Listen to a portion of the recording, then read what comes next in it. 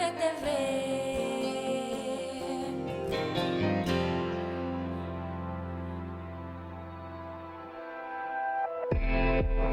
Hablemos. Voces especializadas en ciencias sociales y humanidades.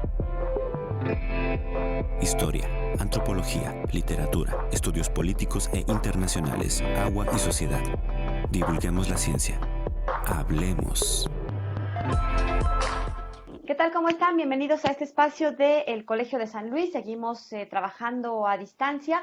Y bueno, pues el día de hoy vamos a platicar de un evento importante porque tuvimos la oportunidad acá en el Colegio de San Luis el pasado 5 y 6 de mayo de llevar a cabo un coloquio internacional, La infancia en situación de discapacidad, retos, estrategias y aportes, que estuvo a cargo de la doctora Neira Alvarado, quien lleva ya varios años trabajando justamente con estos temas. Y bueno, pues de manera particular desde la perspectiva de la antropología. Así que bueno, pues le damos la bienvenida a nuestra invitada de hoy para que nos cuente cómo le fue, de qué fue, justo qué temas se llevaron a cabo y bueno, pues todos los aspectos y detalles que se revisaron y las reacciones. Créanme que les fue muy bien en redes sociales, hubo mucha interacción. Digamos que hay muchas desventajas de hacerlo a distancia, pero hay otras ventajas y parte de eso es justo esta interacción que se está logrando. Doctora Neira Alvarado, gracias por acompañarnos. Bienvenida a este espacio. Buenas tardes. Muchas gracias a ti, Lidia, por esta invitación. Buenas tardes. Bueno, pues cuéntanos, sabemos que se llevó a cabo este importante evento el pasado miércoles 5 de mayo y el jueves 6 de mayo continuaron los trabajos, hubo mesas de trabajo, algunas conferencias dentro de este evento que tuvo un carácter internacional. ¿Cuál fue, digamos, la motivación de llevar a cabo este coloquio internacional? ¿Quiénes participaron? ¿Por qué revisar el tema de la infancia en situación de discapacidad, retos, estrategias y aportes? Sí, bueno, esencialmente yo quisiera iniciar explicando que en un proyecto anterior sobre infancia y patrimonio, donde la antropología de la infancia permitía esta aproximación de forma muy rica y además contribuía a las discusiones de la antropología general, nos dimos cuenta que había una laguna, ¿sí?, en los estudios de antropología de la infancia y era justamente conocer y dar a conocer, bueno, qué situaciones viven los niños o niñas en situación de discapacidad en sus propios entornos. Es decir, cuando hablo de entorno me refiero no solamente a los espacios que viven, que habitan, a la casa, no solo a las relaciones de parentesco, de familias consanguíneas, sino que se extienden a los amigos, se extienden a los maestros, a las personas que llevan a cabo la rehabilitación. Entonces, nos dimos cuenta que una antropología de la infancia tenía que contemplar a todos los niños. Y en ese sentido, iniciamos este proyecto, cerramos ya el proyecto, 3 años tenemos trabajándolo, un proyecto financiado por el Fideicomiso del Colegio de San Luis. Y con este coloquio, nosotros sentamos las bases para seguir dialogando con otros investigadores, otras personas que están cercanas a este tema en otros países. Es decir, como bien mencionaste, el hecho de que lo hayamos hecho de forma virtual, pues nos acercó con gente en España, con gente en América Latina y en México incluso, ¿no? Entonces, eso fue muy, muy importante. Ahora, ¿qué fue los temas, digamos? ¿Cuáles fueron los temas que se abordaron? Tuvimos 2 conferencistas, desafortunadamente una de ellas por cuestiones de salud no pudo participar, pero esperamos contactarla próximamente. Y ella, bueno, abordaba desde la Universidad de Uruguay cómo la infancia y la discapacidad se pueden deconstruir, porque considera ella que son conceptos colonialistas, ¿no? Finalmente iniciamos nosotros este día directamente con la introducción donde sentamos las bases de una discusión que nos interesa hacer, en términos que efectivamente tenemos que deconstruir este binomio infancia y discapacidad por la carga y toda la connotación ideológica que llevan y por lo cual fueron creados. O sea, infancia quiere decir sin voz, y discapacidad, pues siempre se piensa como desde el punto de vista médico, como la ausencia de algo, ¿no? Es decir, que son personas incompletas en las dos definiciones. Y bueno, explorar los diferentes trabajos que se han estado haciendo. La primera mesa se abordó justamente los talleres que nosotros llevamos a cabo en el marco de este proyecto, donde participó Elizabeth Rocha Zavala, Carolina Mora Huerta, Karen López Blanco y yo misma. Reflexionamos de cómo se pudieron llevar estos talleres con niños y sus padres, sus familiares en situación de discapacidad, talleres a distancia, ¿sí? Entonces, los resultados son 10 programas que se encuentran en el canal de YouTube, La Antropología en Tiempos de Coronavirus, y me parece que el resultado de estos talleres son pues sumamente novedosos en términos de que vemos cómo la tecnología nos permite acercarnos y ver que son niños que no se intimidan frente a una cámara, que no se intimidan frente al micrófono, madres que comparten sus experiencias, padres que los ves participando en los materiales que nos compartieron. Y entonces, bueno, esto te da una dimensión muy diferente en términos de cómo utilizas una metodología a distancia. Ahí hay muchas preguntas y es parte de las reflexiones que yo hacía también, cómo el uso de una etnografía digital no se puede pensar que va de sí. Es decir, no es automático. Se tiene que reflexionar cómo se aplica, con quién se aplica, y el objetivo y los resultados también cómo se dan a conocer. Porque ahí está en juego la ética, los dilemas éticos, ¿sí? Y también una posición política de los investigadores. Y en ese sentido, reflexionamos también de cómo es posible que una herramienta que puede servir en sentido contrario para dañar, como lo vemos con el bullying, el sexting, ¿no? O incluso para cazar como trata, ¿no?, de personas, es el mismo medio que utilizamos para esta etnografía digital a distancia. Entonces llegamos a la conclusión de que efectivamente es la confianza que se tiene con las personas, con los padres, con los niños, lo que hizo posible que estos talleres pudieran funcionar. Pero eso funciona para estos talleres, por esas condiciones que se dieron, ¿no? Entonces, bueno, la reflexión colectiva de todas las personas que participaron en estos talleres, pues introdujo cómo el cuerpo es importante, porque pues los niños se dieron cuenta, percibieron con el taller de Carolina Mora, por ejemplo, de que tienen un cuerpo como otras personas, que pueden respirar, que pueden ver, entonces como que reafirman posición como seres humanos con una condición, una situación, ¿sí?, pero que no determina que sean vistos con miradas o actitudes racistas, como ocurre generalmente, ¿no? Entonces yo creo que el reto de estos talleres se cumplió en términos de que damos una imagen y una visión que las mismas familias y los niños quisieron dar. O sea, no fue impuesta, aunque por supuesto la dirección de los talleres, las preguntas, pues hay, por supuesto, una intervención.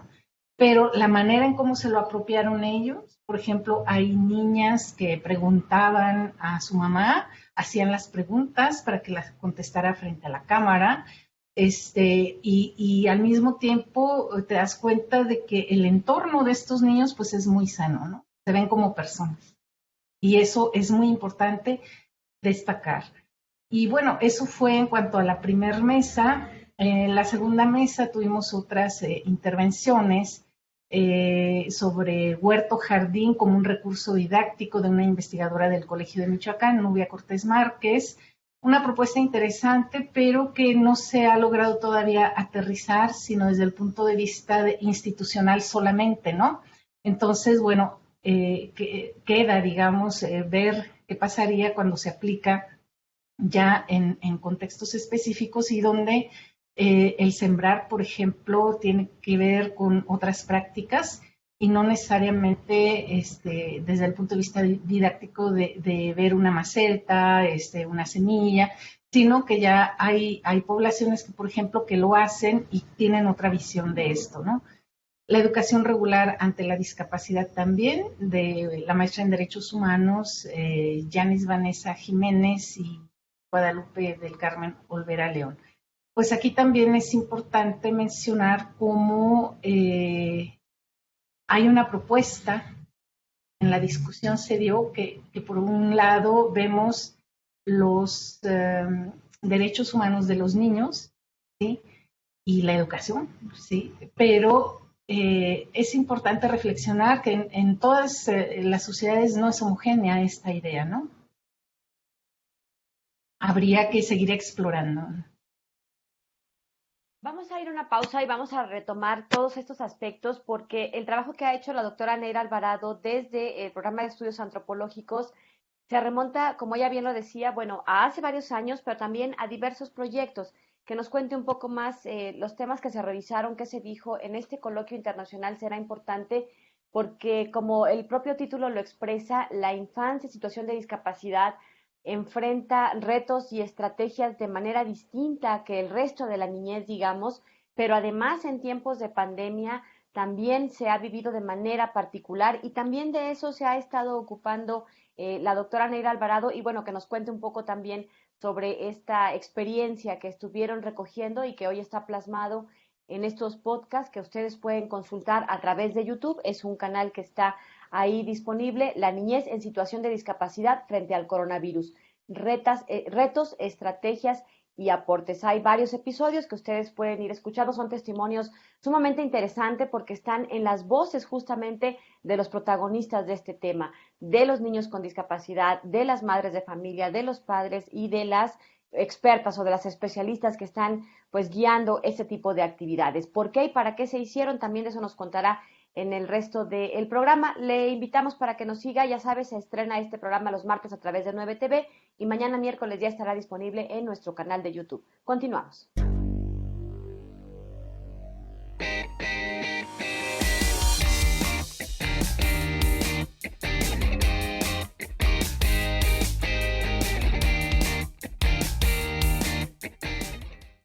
El programa de estudios antropológicos del Colegio de San Luis realizó el coloquio internacional La infancia en situación de discapacidad, retos, estrategias y aportes, el 5 y 6 de mayo a cargo de la doctora Neira Alvarado.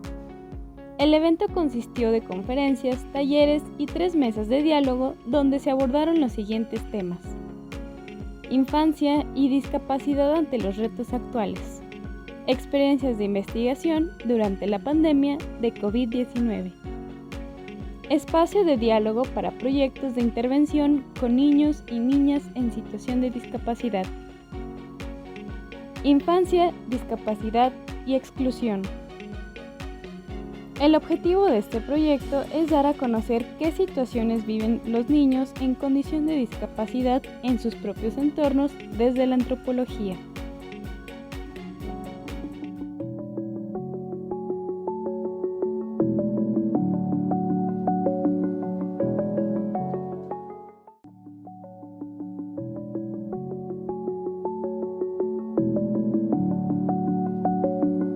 Estamos de regreso y vamos a continuar con nuestra invitada y es la doctora Neira Alvarado, quien recientemente en el pasado 5 y 6 de mayo estuvo encabezando los trabajos del coloquio internacional La infancia en situación de discapacidad, retos, estrategias y aportes. Y bueno, pues hubo, como le decía, algunas mesas de trabajo, pero también, como ya le mencionábamos, no es un tema nuevo, sino más bien es parte de un trabajo de varios años y de varios proyectos, digamos, que se han venido complementando, varios esfuerzos. Cuéntanos un poco sobre esto, si nos puedes hacer una recapitulación, así nada más a nivel de mención, de lo que has trabajado enfocándote específicamente en la niñez. Sí, bueno, mencionaba anteriormente el proyecto Niños, Niñez y Patrimonio, que financió Jóvenes Equipos Asociados del IRD en Francia y que estuvimos trabajando 3 años, un equipo internacional Francia, Bélgica, África, México y América Latina. Y bueno, el objetivo era justamente conocer lo que es el patrimonio para los niños, porque veíamos que había un divorcio entre, digamos, el discurso de organismos internacionales o incluso de instituciones del Estado mexicano sobre lo que se concibe como patrimonio, y para los niños nos dimos cuenta que patrimonio puede ser cualquier cosa, desde un juguete, un dibujo, un lápiz, una plaza, no sé. Entonces, esto cambiaba dependiendo del contexto del que nos referíamos. Y bueno, de este proyecto hubo muchísimos resultados entre seminarios, libros que están en proceso, artículos de todos los miembros del equipo. Hicimos una exposición fotográfica itinerante también. Trabajamos, en esta exposición participan todos los niños con los que trabajamos, todos los investigadores, en estos diferentes contextos geográficos, ¿no? Y entonces esta exposición itinerante en México sobre todo no se ha podido hacer en Europa, pero ha sido pues bienvenida por los niños, sus padres, y ven un proyecto realmente que valora, ¿no?, lo que son los niños. Ellos igual, de la misma forma, así se ven, y les pareció un proyecto muy interesante porque además algunos participaron en otros talleres que fuimos invitados por la cooperativa Tosepan Titatanisque en Puebla, por ejemplo. Ellos tienen una escuela bilingüe y además enseñan a los niños a cuidar bosques, etcétera, etcétera, ¿no? La miel melipona también, cómo se cultiva. Entonces, tuvimos un intercambio con niños de este proyecto. Hicimos talleres en Real de 14 también, de pintura, donde participaron los niños guardianes del Real, con los niños gitanos, por ejemplo. Y estos encuentros, pues, fueron muy enriquecedores para ellos y para nosotros también, ¿no? Vemos que los niños se comunican fácilmente. Y entonces, todos estos resultados a mí me parecen que son importantísimos, fundamentales, porque ayudan a entender que el niño es un ser actual, de aquí, de ahora, y no el ser futuro que pensamos siempre, ¿no? Entonces, ellos pueden intervenir también en modificar los entornos. Tenemos hijos, sabemos cómo nos modifica la vida, ¿no? Cuando tenemos un hijo por primera vez, y si llega un segundo también. Entonces, ellos lo pueden hacer en las escuelas, en los lugares, y con la gente con la que conviven también pueden intervenir y transformar esas realidades. Entonces, son personas, digamos, activas como cualquier otro, y entonces ese estatus es el que interesa restituirles, ¿no? Con el proyecto de Infancia y Discapacidad sucede lo mismo. Justamente lo que nos interesa es evacuar esa mirada negativa de la discapacidad, que es una mirada de las sociedades contemporáneas, neoliberales, donde la definición médica es la que prima. Afortunadamente, ya de décadas a la fecha hay movilizaciones y movimientos que reivindican los derechos humanos de las personas en situación de discapacidad. Mencionaba yo que Francia, el año pasado, en febrero, ha sido el único país que ha autorizado la asistencia sexual a personas en situación de discapacidad. En los museos invitan, por ejemplo, a la gente que no tiene ningún problema visual a visitar una sala en donde te tapas los ojos para que puedas visitar esa sala y te des cuenta de cómo puedes percibir o cómo puede percibir una persona. Entonces, estos ejercicios ayudan a borrar el estigma que hay, las actitudes racistas que hay hacia estas personas. Además de mencionar también que la discapacidad no se define de la misma forma en toda la sociedad. Entre los indígenas, por ejemplo, y ahí retomo donde me quedé anteriormente, una de las chicas TENEC que presentó la ponencia sobre la educación, ella y otra chica que hablaba sobre la discapacidad entre los TENEC, a mí me parece muy importante que ella mencionaba un término en TENEC que designaba solamente a las personas que tenían problemas motrices o tenían una discapacidad cerebral, pero no todas, porque hay otras que se conciben como actos de brujería o hay otras que no pasan, digamos, por ningún filtro, son considerados como personas normales, con una situación que hay que atender y con la que hay que vivir siempre. Entonces, de una población indígena a otra, esto cambia. Incluso en nuestras sociedades, los talleres que vimos, a mí me permitió ver que los niños y las niñas no son tratados de forma diferente. Entonces, lo que nos hace falta es sensibilizarnos como sociedad de que nuestra sociedad está compuesta por personas con estas situaciones también y por niños también. Entonces, es parte de la actitud ética y política del investigador para tratar estos temas. Y a mí me parece que es muy importante porque muchas veces nos enfrentamos con dilemas éticos, ¿sí?, que no sabemos cómo responder. Por ejemplo, me entrevistaron una revista para preguntarme si era ético que los políticos utilizaran fotografías de niños en situación de discapacidad, dado que se venían las elecciones. Yo comentaba, bueno, es que eso es un dilema ético que se tiene que resolver. ¿Cómo? Primero, yo no puedo usar fotos de cualquier niño así para difundir cualquier cosa, ¿sí? En primer lugar, yo tengo que discutir con las personas con las que yo trabajo, con los niños y con sus padres, para ver si es pertinente o no, si están de acuerdo o no en que yo publique una foto y en dónde la voy a publicar, fuera de contexto o en el marco de las investigaciones que estoy, como los videos que hicimos, ¿no? Si tú no discutes esto, porque habrá personas que no querrán publicar esas imágenes, habrá personas que sí. Entonces, ¿cómo responder a esta pregunta? Entonces, los políticos obviamente no pueden usar fotos así porque sí, nada más para ilustrar una campaña, ¿no? Y sobre todo si es a nivel discurso y no atienden realidades.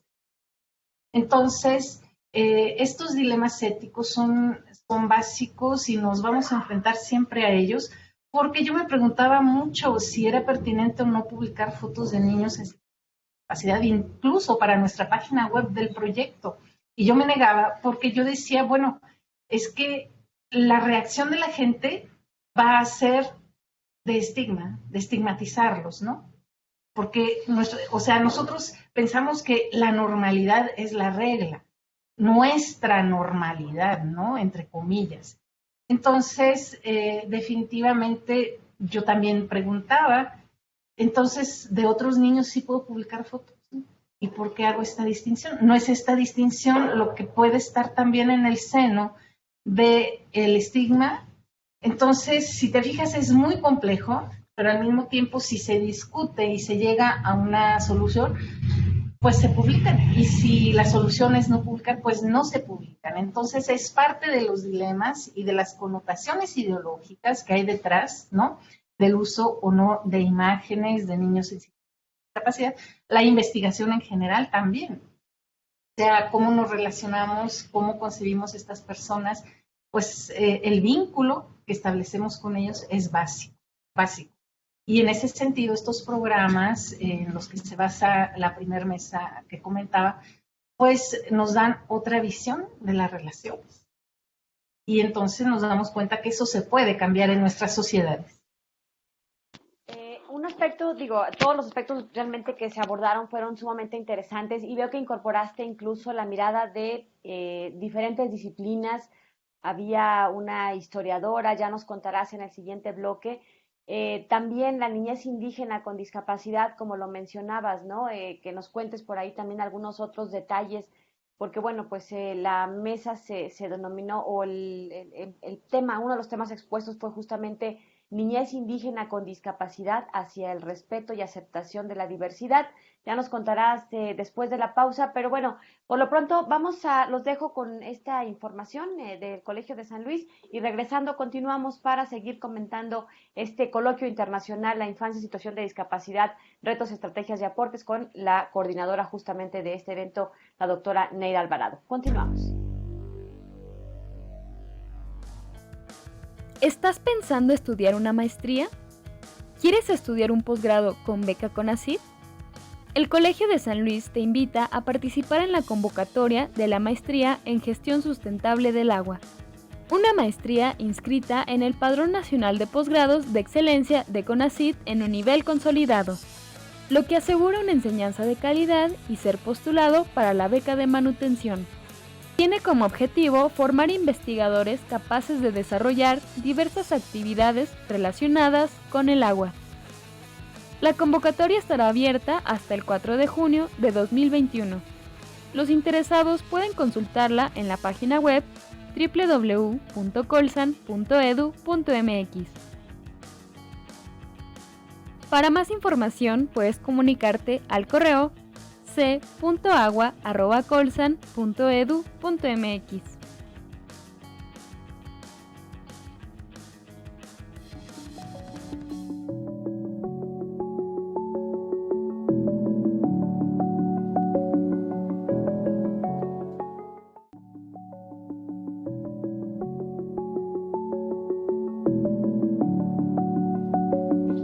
Estamos de regreso y continuamos platicando con la doctora Neira Alvarado. No sé, te quería yo preguntar algunos aspectos de una de las ponencias que se presentaron que tenía que ver con la discapacidad de los niños en comunidades indígenas.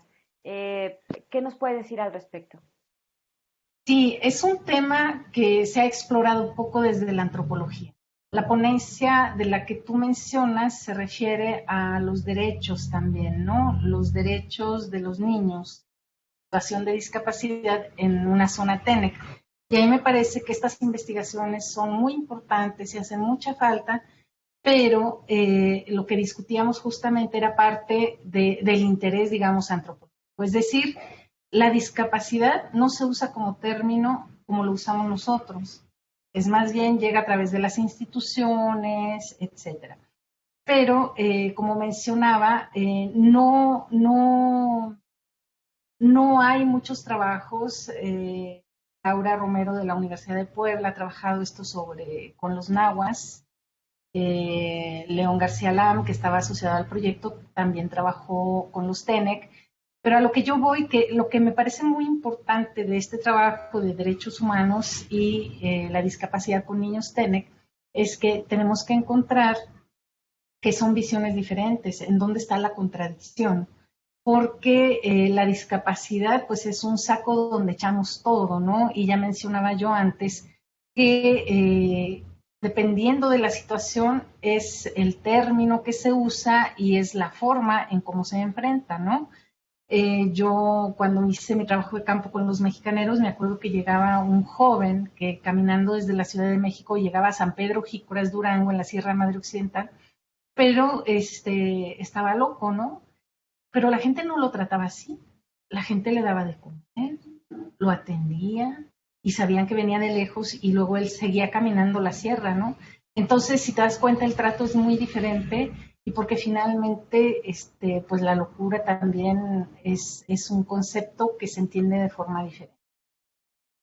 Con la chica que trabaja con los TENEC, yo le mencionaba que era muy importante ver estas contradicciones y estas tensiones, porque no se trataba de llegar como a imponer una visión externa de lo que nosotros pensábamos que era la discapacidad, sino al contrario, en su tesis ella nos tiene que realmente dar a conocer lo que para ellos sería o correspondería a lo que es la discapacidad.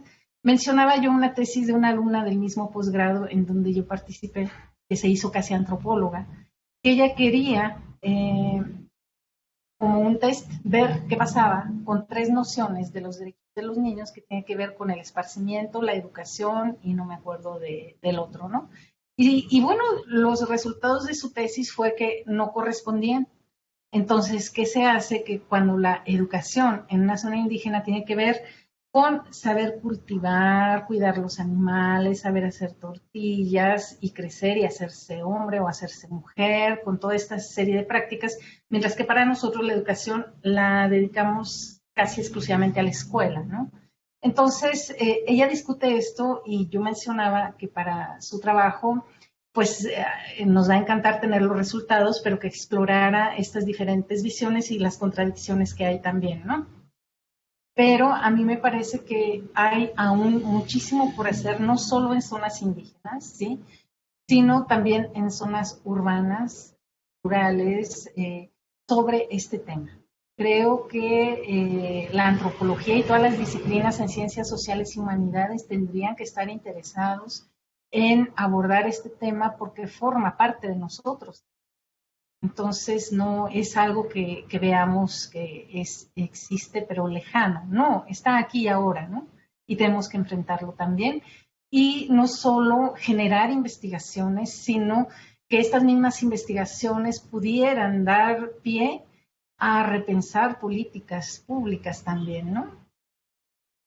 Justo a eso iba. ¿Qué tanto se discutió esta falta de políticas públicas en torno, cuáles son las más urgentes en torno a la educación, en torno a la salud, en torno a qué necesidades de la infancia y en particular si es de la infancia en situación de discapacidad? Mira, definitivamente en este coloquio lo que hicimos fue como conocer y explorar lo que se está haciendo, cómo se está haciendo, desde qué disciplinas, qué perspectivas. Eh, Hubo solamente una propuesta, que fue la de Olimpia Esther Hernández, la maestra Olimpia, y ella sí hacía una propuesta clara, precisa, concisa de en qué consistiría una política pública desde la primera infancia de los bebés, cuando detectas todas las enfermedades. Pero justamente la discusión que se dio con ella es que no hay una sola respuesta, porque no hay una sola concepción de la discapacidad. Entonces, por supuesto que detectar de forma temprana los problemas de salud está bien, pero si seguimos viendo desde el punto de vista médico nada más este problema, dejamos de lado todo lo demás y que es muy importante, ¿no? Y que ya se ha avanzado, aunque sea a pequeños pasos, ¿no? A mí me parece que para que se generen políticas públicas sobre esta cuestión, sí se requiere de mucho más investigación, que más disciplinas intervengan, y que incluso las personas que se dedican a generar estas políticas públicas también participen, ¿no? Porque es un problema muy complejo que apenas estamos tratando de ver desde otros puntos de vista que no sea el médico, como te decía. Y yo creo que nos hace falta verlos como ciudadanos, enteros, otros, ¿no? Y no de segunda o de tercera, ¿no? Entonces, me parece que sí falta mucho. Y bueno, pues en el país hemos visto también con la pandemia cómo, y con nuevas autoridades en el gobierno, cómo también se han estado reduciendo presupuestos. Entonces estamos en un dilema y es muy complicado, pero yo creo que paso a pasito sí podemos ir llenando esas lagunas importantes para continuar reflexionando sobre el tema y ver posibilidades también para cambiar esa mirada socialmente, ¿no? Vi que tuvieron una buena interacción en redes sociales, en las transmisiones que se hicieron a través de Facebook Live, desde el Facebook del Colegio de San Luis. ¿Qué te queda? ¿Qué detectaste de las inquietudes, de las intervenciones que ahí se expresaron, tanto de especialistas como del público en general? Que vi, por ejemplo, algunos testimonios, ¿no? Hubo una persona, una chica ahí que contó cómo fue su entorno cuando creció, a qué se enfrentó, y que bueno, pues podemos ver que hoy no ha cambiado prácticamente nada a pesar de que han pasado varios años. Claro. Mira, sobre esto a mí me parece interesante retomar lo que planteó Carolina Ferrante, que fue la segunda conferencista argentina. Ella planteaba justamente cómo vivió pues el caso de una familia donde un niño se recluyó 6 años, que no quiso salir por un problema de la situación, justamente, y porque el entorno era muy violento, ¿no? Muy agresivo, entonces los consideraban como monstruos, etcétera. Y bueno, ella narraba todo esto y efectivamente hay situaciones que se dan así. Nuria Sala Pardo, de Barcelona, que de hecho participa con una contribución por quedarse en el Colegio de San Luis, ella mencionaba que en España también hay muchas familias que quisieran no llevar a sus hijos a la escuela, porque los maestros y la misma institución, la manera en cómo les dicen, amablemente dice ella entre comillas, que se retiren, ¿no? Que porque no los pueden atender ahí. Entonces son situaciones que se dan en muchos países y en muchas ciudades y que son vigentes, ¿no? No pertenecen al siglo anterior, ni mucho menos. Entonces, hay mucho por hacer todavía y era parte, digamos, de la discusión. También otro de los puntos que se mencionaba era que sí el patrón o la concepción biologicista y médica al primar era lo que hacía que justamente no hubiera esta sensibilidad social de ver las cosas de otra manera, ¿no? Y bueno, efectivamente eso tiene que ver. Otra de las dudas o de las inquietudes que se plantearon fue justamente que hacía falta este tipo de foros, ¿no? Eran muy importantes llevarlos a cabo porque, como bien mencionas, hubo personas que compartieron, ¿sí? Lo que vivieron. Y eso me parece ya abrirse un grado muy importante de reflexión y de posición personal política frente a esta situación y en la sociedad en la que se desarrolló, ¿no? Por supuesto que hubo también muchos aplausos a los ponentes. Afortunadamente el hecho de que participaran personas de Aguascalientes, se presentara un libro de una investigadora de la Universidad de Aguascalientes, pues hizo que gente de Aguascalientes estuviera escuchando, pero también de otros estados de la Ciudad de México, del Estado de México. Y sobre todo resaltaban la importancia de continuar discutiendo estos temas, este tipo de foros, ¿no? Vamos a hacer una pausa, nuestra última pausa de este espacio, y regresamos ya para concluir en el último bloque la charla que tenemos el día de hoy con la doctora Neira Alvarado, quien encabeza este proyecto de la infancia, situación de discapacidad, retos, estrategias y aportes. Y, por cierto, bueno, pues les recordamos que está disponible este podcast en el canal de YouTube. Tiene varias entregas, son, si mal no recuerdo, ahí corrígeme por favor, Neira, son 10 episodios los que se tienen en esta entrega, ¿verdad? Y bueno, pues son podcasts, son materiales interesantes que ustedes pueden ir, y aunque no sean expertos en el tema, pero si les interesa, bueno, pues ya saben, ahí están. Y los pueden encontrar también publicados en nuestro Facebook, en nuestras redes sociales. Ahí publicamos el link o el enlace que ustedes pueden revisar en el... Hacemos una pausa y regresamos. Los dejamos ahorita con nuestra novedad editorial del Fondo Editorial del Colegio de San Luis. Continuamos.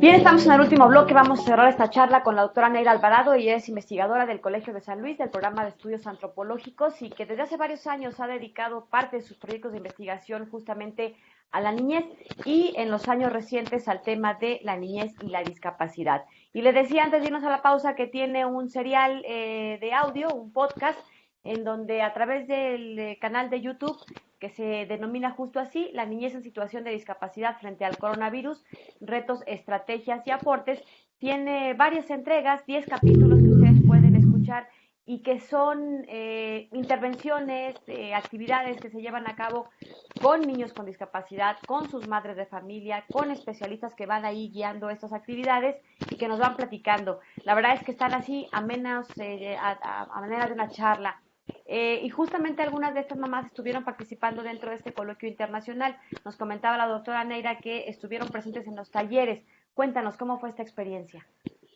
Sí, se propuso esta beta en el coloquio justamente para invitar a las personas con las que se trabajaron los talleres si deseaban participar.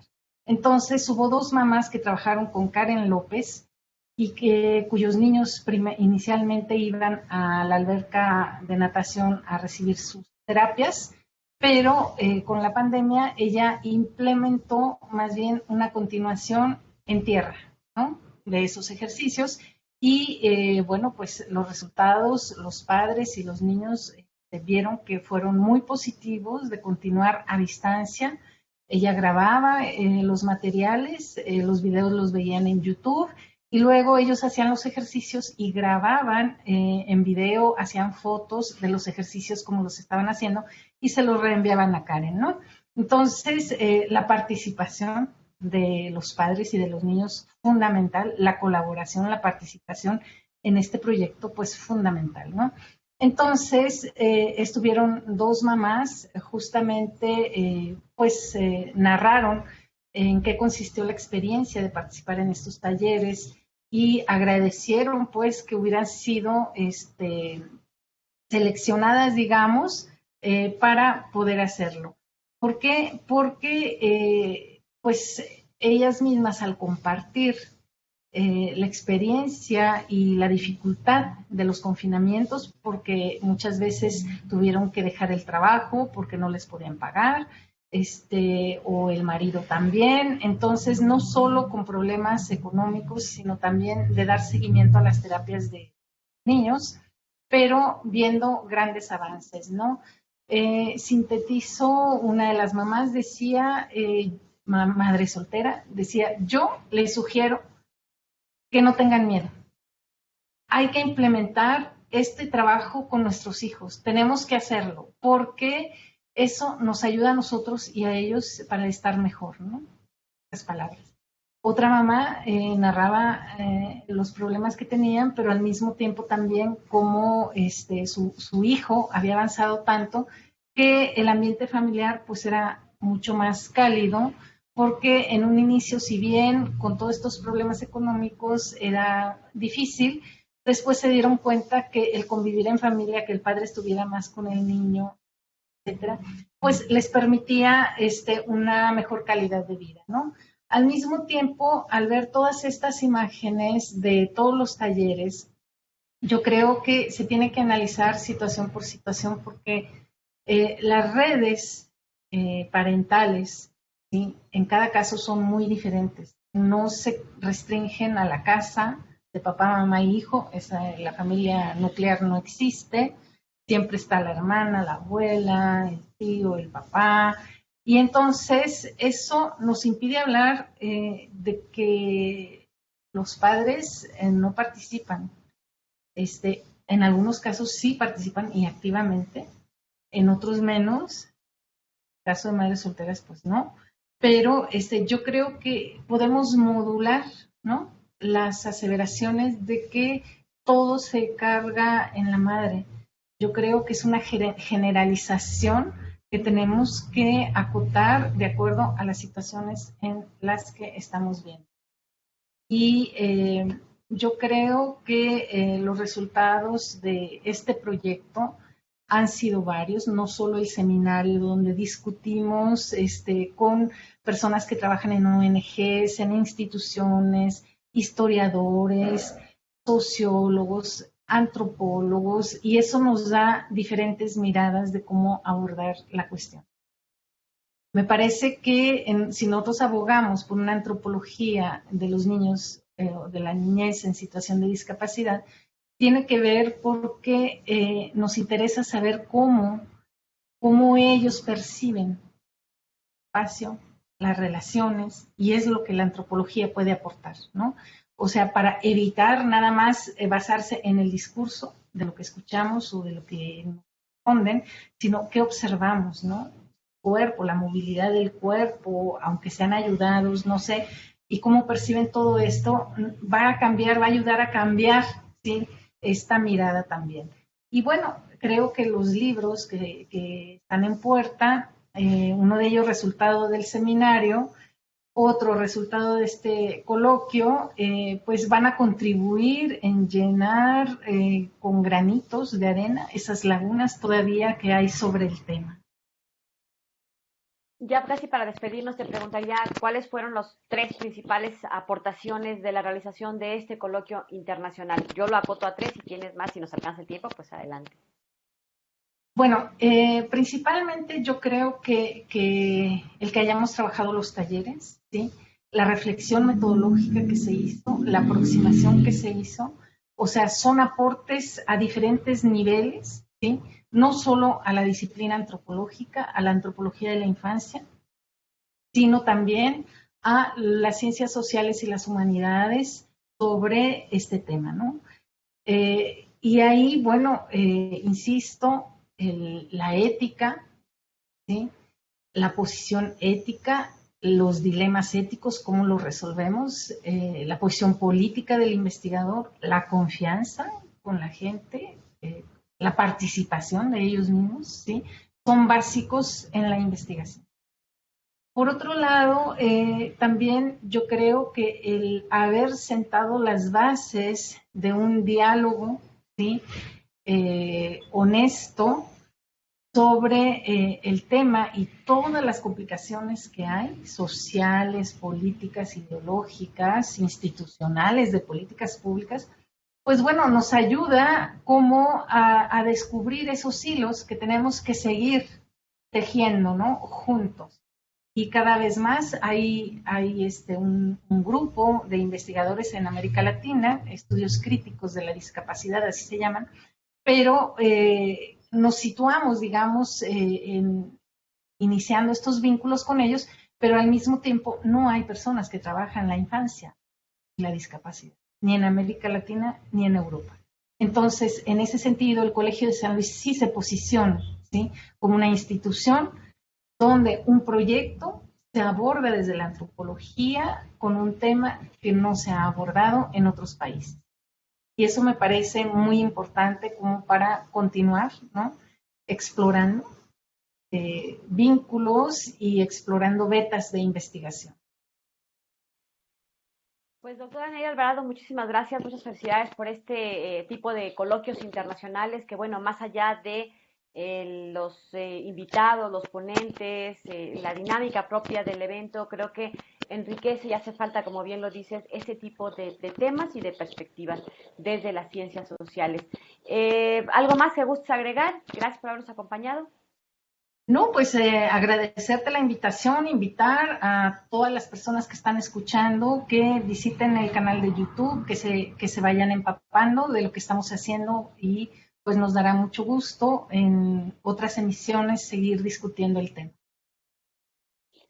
Pues bueno, muchas gracias por este espacio y a ustedes gracias también por habernos acompañado. Se nos ha terminado el tiempo. Los dejo aquí con la agenda Colsan. Como saben, son los eventos que tendremos en el Colegio de San Luis. Estamos trabajando a distancia. Todas nuestras áreas están funcionando. Si algo tiene que gestionar aquí en esta institución, bueno, pues le recomendamos que visite nuestra página web, que consulte nuestras redes sociales y ahí estarán los datos de contacto. Gracias, pues entonces los escuchamos y los vemos a través de nuestro canal de YouTube, en donde ya sabe puede encontrar este y otros episodios del programa Hablemos, el espacio de televisión desde el Colegio de San Luis. Soy Lidia Huache, pásela bien, gracias, hasta la próxima.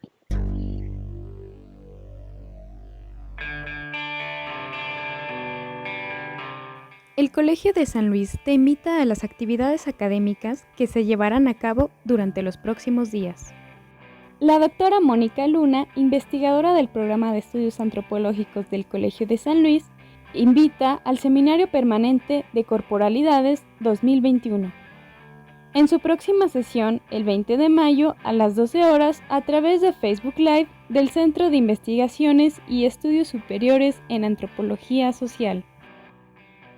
El programa de estudios políticos e internacionales del Colegio de San Luis invita a la siguiente sesión del Seminario Permanente de Asuntos Legislativos, el 26 de mayo a las 17 horas a través de Google Meet.